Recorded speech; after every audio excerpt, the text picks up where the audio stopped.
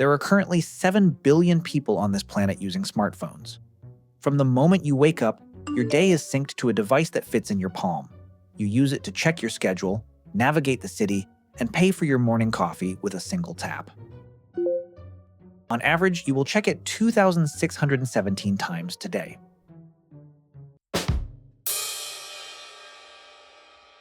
For most of us, this level of connectivity feels as natural as breathing. We treat it like magic, but it's actually physics, engineering, and a very fragile supply chain. This technology has shifted from a luxury item to the central nervous system of our modern world. It is how we access the digital economy, healthcare, and global communication. The scale is staggering. Global penetration is at 60% as of 2024. In the US alone, 97% of people own a smartphone. We are projected to reach 8.1 billion global users by 2031, which brings us to the terrifying part. It sounds like a conspiracy theory, but it's just the reality of modern economics.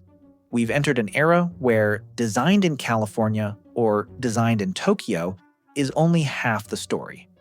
The real heavy lifting, the actual creation of the most advanced sub-5 nanometer chips on Earth, is happening almost exclusively in one place, Taiwan. A company called tsmc sits at the center of this web. They control a staggering 72% of the global market for these advanced logic chips. Think of the entire global economy as a high-stakes game of Jenga. We have stacked every industry, from banking to entertainment, on top of this one block. And they don't do it alone. The Dutch company ASML provides 100% of the extreme ultraviolet lithography machines needed to make them. South Korea leads the world in the memory required to run them. If production in Taiwan faces a disruption, it's not just a shipping delay. We are looking at an estimated $2.7 trillion hole in the global economy in the first year alone. It is, quite literally, the most important piece of real estate in human history. But why are these chips so difficult to make? And why does it matter if we run out? These chips are the brains of modern civilization, and demand is radically outpacing supply. In fact, supply chain constraints and hardware deferrals are already projected to cause a 0.9% market growth dip in 2026. If we run out, it isn't just about your next phone upgrade being delayed. Your electric car, or the smart grid that powers your home, requires over 3,000 of these chips just to function.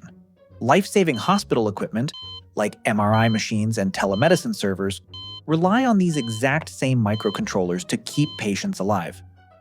If a major shortage hits, we are talking about a systemic failure in the pillars of society. So, who loses the most when the chips run dry and prices skyrocket? Is it the iPad kids who can't watch their favorite shows? Or the Gen Z student who can't finish their finals? Oh no! The answer is much more sobering. It hits the people who rely on mobile data as their primary lifeline. In places like the US, 27% of households making under $30,000 a year are entirely smartphone-only for their internet access. Compare that to households making over $100,000, where only 6% rely solely on a phone. When hardware becomes luxury-priced or impossible to find due to silicon shortages, the people who lose access first are the ones who need it most for jobs, school, and basic public services. This isn't just about losing a streak on an app. It's about digital exclusion. It's about losing your seat at the table of the modern world. Ultimately, we have built a global civilization that relies on a chain of hyper-specialized dependencies. The Dutch provide the tools, the Taiwanese provide the foundry, and a neurologically hooked world provides the endless demand. It is an incredible feat of human coordination, but it is also a reminder of how interconnected we truly are.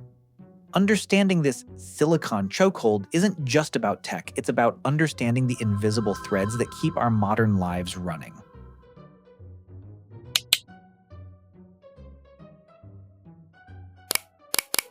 Subscribe to Wider.